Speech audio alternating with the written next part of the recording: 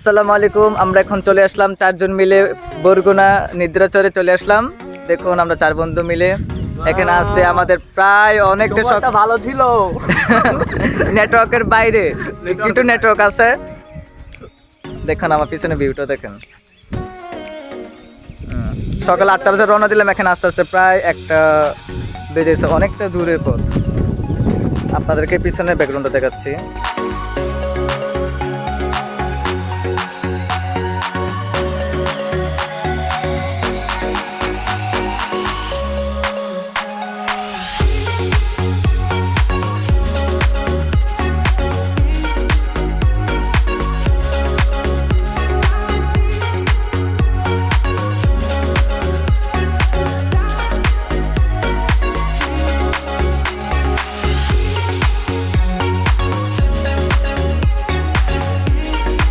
দেখুন অস্থির একটা জায়গা।